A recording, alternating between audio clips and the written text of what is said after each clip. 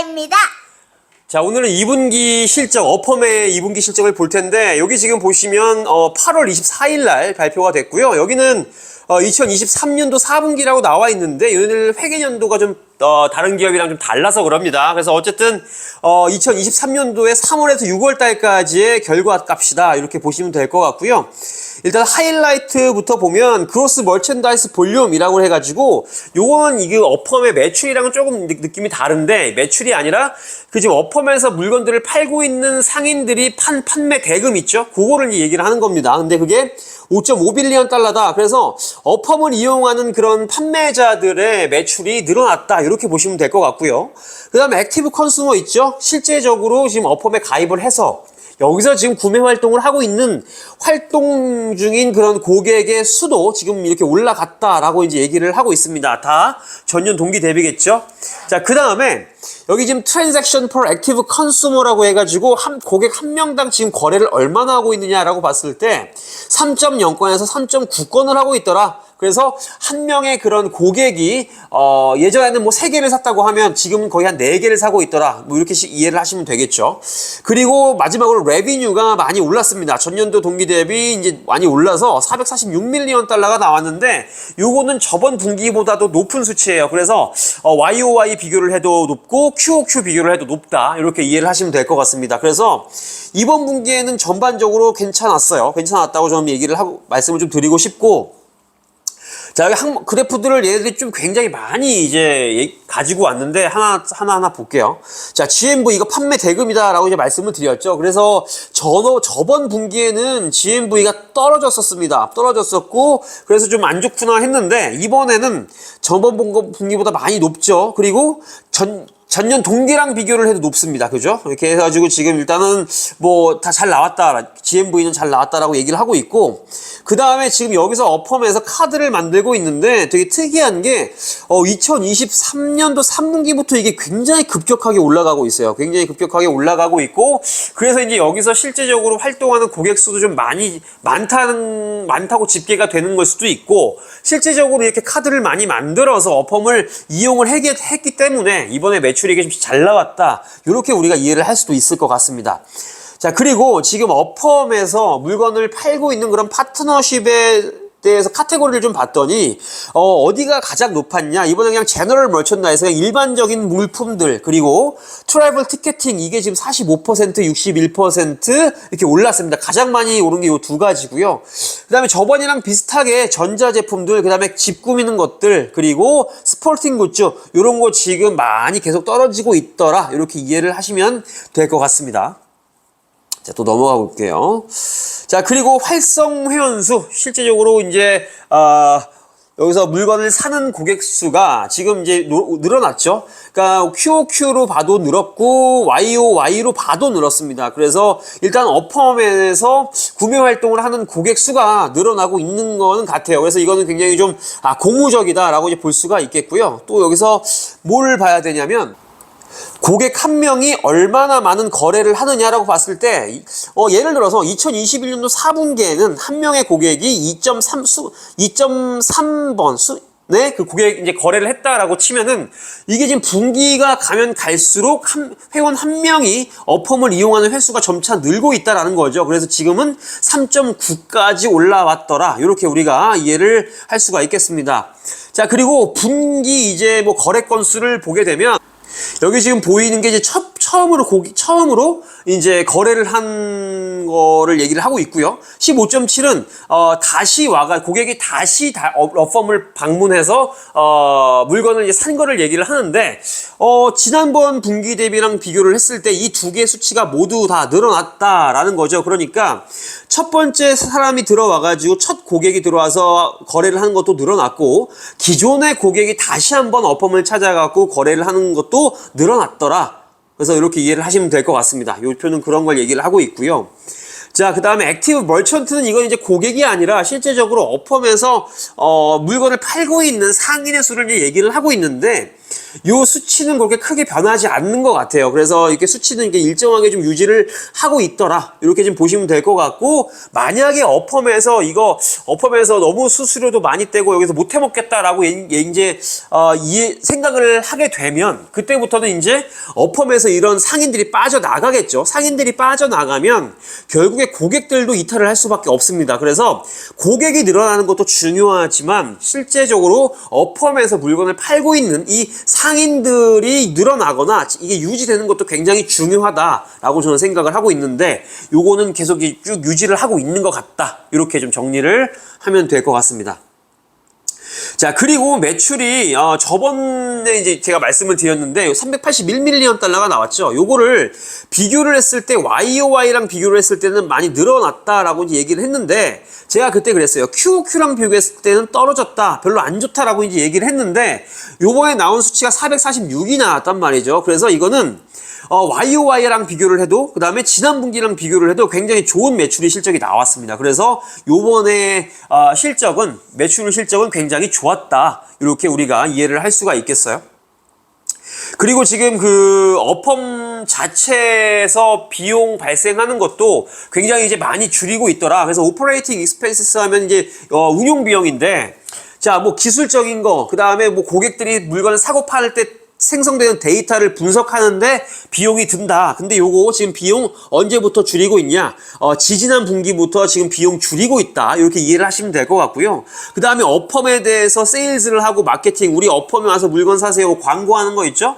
그것도 이제 좀 줄이고는 있었는데 요번에 조금 늘었어요. 광고 비용. 근데 이렇게 이해를 하시면 될 것 같고, 그리고 판관비, 요것도 계속 지금 점차적으로 낮추고 있다. 그래서 지금 얘네들이 뭐 어쨌든 뭐 적자이기는 하지만 요 적자를 빨리 이제 흑자로 하기 위해서 들어가는 비용을 줄이고 있더라. 우리가 요렇게 이해를 하면 되겠고요. 요거는 이제 요 세 가지 수치는 경영진들이 약간 좀 노력을 많이 하고 있구나. 우리가 요렇게 좀 이해를 하면 될 것 같습니다.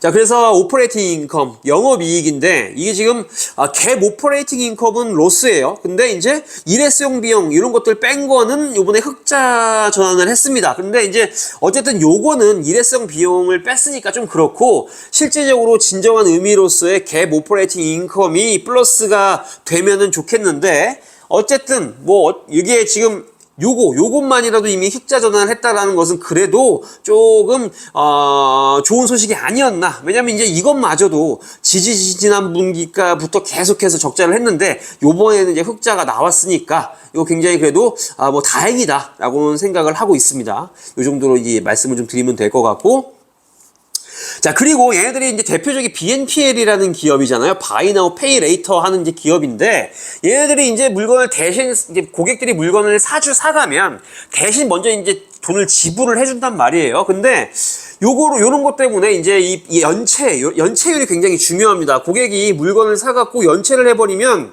그 금액을 오롯이 이 지금 어펌이 이제 뭐랄까요, 손해를 보는 건데, 자, 연체율을 관리를 해야겠죠. 그렇기 때문에 자, 30일 이상, 60일 이상, 90일 이상 연체되는 그런 비율이 어떻냐라고 봤을 때, 이번 분기에 30일 연체되는 거 전체 거래의 2.3%다라고 이제 얘기를 하고 있고요. 그럼 60일 연체되는 사람은 누구냐? 얼마나 되냐? 그보다 적은 1.3%. 그리고 심지어 90일 정도, 3개월이 연체되는 사람은 얼마나 되냐? 그거는 0.6%가 밖에 안 된다. 근데 이제 요 수치들을 과거의 수치들이랑 좀 비교를 해보자라는 거죠. 2.3%가 사실 뭐 지난 분기부터 봤을 때 그렇게 뭐 높다라고 느껴지지가 않죠. 그 다음에 여기 나온 1.3%, 그 다음에 이 0.6%도 사실 뭐 굉장히 뭐 최근 들어서 뭐 상황이 안 좋다라고 얘기할 만큼 연체율이 올라갔다, 이러고는 찾아볼 수 없기 때문에 어펌 스스로가 고객들의 연체율을 잘 유지를 하고 있더라. 연체율이 올라가지 않게 잘 유지를 하고 있더라. 이렇게 이해를 하시면 될 것 같습니다. 연체율 중요하죠.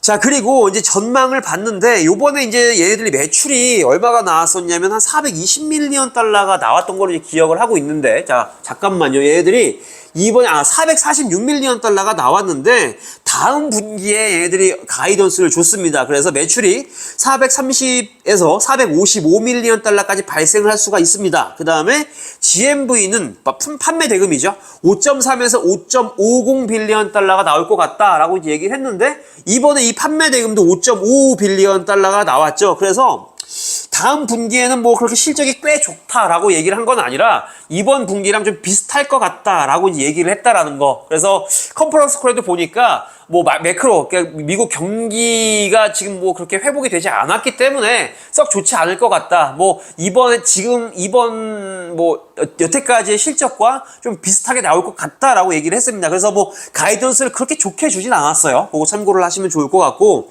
그래서 이번에 얘네들이 지금 그 돈을 열심히 벌었음에도 불구하고 넷 인컴은 손실이다. 206밀리언 달러 손실을 봤습니다.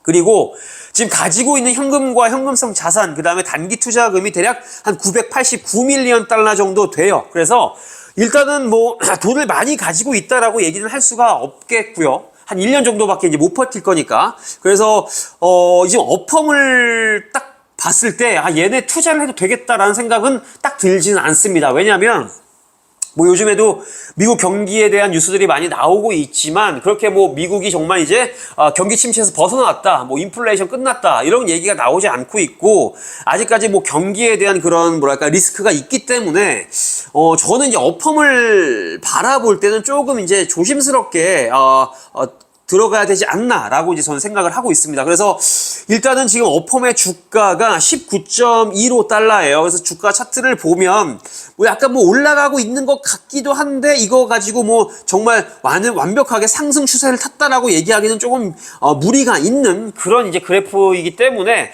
뭐 이렇게 매수를 하자 뭐 이렇게 말씀은 제가 못 드리겠고 이거는 전적으로 미국 경기가 어떻게 되느냐에 좀 달려 있는 것 같아요. 그래서 요것과 관련해서 이제 제가 이제 뉴스 기사 2개를 좀 말씀을 드리고 이제 어펌을 좀 정리를 해보려고 하는데 한번 볼게요.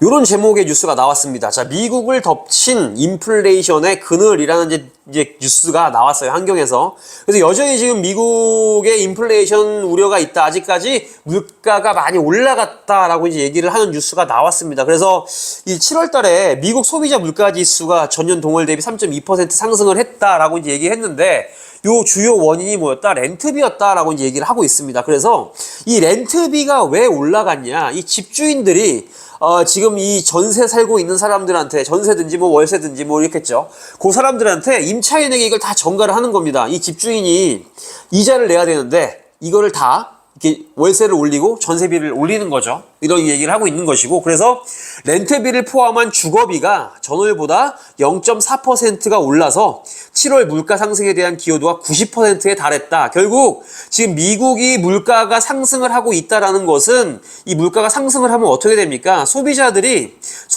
돈을 잘 못 씁니다. 돈을 못 쓰면 결국 어디에 매출이 줄어들 수밖에 없냐? 지금 우리가 알아본 이 어펌의 매출에도 영향을 미칠 수밖에 없다. 왜? 소비자들이 돈 쓰는 게 무서워서 돈을 안 쓰기 때문에 그래요. 이렇게 우리가 이해를 하면 되겠고요.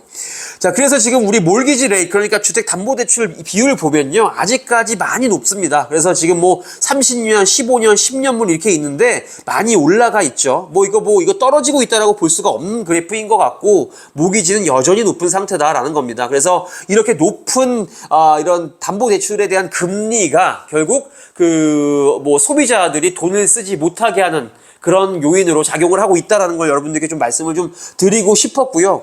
그리고 또 최근에 미국의 휘발유 가격이 올라가고 있다라고 이제 얘기를 합니다. 그런데 이제 오펙에서 휘발유 이제 생산을 감산하기로 했기 때문에 휘발유 가격이 올라가겠죠. 이렇게 되면 사람들 차 타고 다니는데 기름값 많이 내겠죠. 그렇게 되면 상대적으로 다른 데 쓸 돈이 줄어듭니다. 결국 어펌의 매출에도 영향을 미칠 수 있겠다라고 우리가 생각을 해볼 수가 있을 것이고 그리고 여기 미국 내 정유량이 또 감소를 했다고 합니다. 이건 이제 뭐냐면 어디 있습니까? 자 여기 있네요. 미국의 정유업계가 지금 코로나 때문에 방역 문제 때문에 미루었던 시설 정비 작업을 올해 상반기에 시행을 했다고 합니다. 그래서 미국에서도 지금 기름을 조금 뽑아내고 있고 오펙에서도 기름을 조금 뽑아낸다고 하니까 기름값이 올라가겠죠. 결국 기름값도 지금 소비자의 그 목을 죄고 있고 그 다음에 물가 상승, 그 다음에 렌트비 상승이 마찬가지로 소비자들의 지금 그 돈줄을 막 딱 잡고 있다. 이렇게 이해를 하면 될 것 같습니다. 그래서 이런 뉴스들이 계속 나오고 미국에서 경기 상황이 좀 좋아지지 않는 한은 그거에 대한 영향을 어펌은 오롯이 받을 수밖에 없다라고 저는 개인적으로 생각을 하고 있습니다. 사실 어펌이 하고 있는 이 BNPL이라는 게 사실 뭐 제 개인적인 생각으로는 해자가 있는 건가 기술적인 그런 무슨 뭐랄까 해자가 있나라고 생각했을 때 이거에 대한 건 굉장히 약하다고 봅니다. 누구든 돈이 많으면 어펌 같은 BNPL 그런 그 비즈니스를 할 수 있다고 저는 생각을 하기 때문에 사실 어펌을 쉽사리 이렇게 지금의 상황에서 투자를 해야 된다라고 말씀을 좀 드리는 거는 조금 저는 어려울 것 같다라는 말씀을 드리고요. 그래서 2분기 실적을 보니까 결론적으로 이런 생각이 들었다라는 거예요. 물론 매출이 좋았지만 앞으로 어떻게 될지 모르니까 미국 경기가. 자, 그래서 일단 어펌 2분기 실적은 이 정도로 좀 정리를 했고요. 궁금하신 게 있으시면 댓글 달아주시면 제가 또 좀 찾아보고 댓글을 좀 달아보도록 하겠습니다. 오늘 어펌 2분기는 이 정도로 정리를 하고요. 저는 또 다음 소식 준비해서 찾아오도록 하겠습니다. 감사합니다.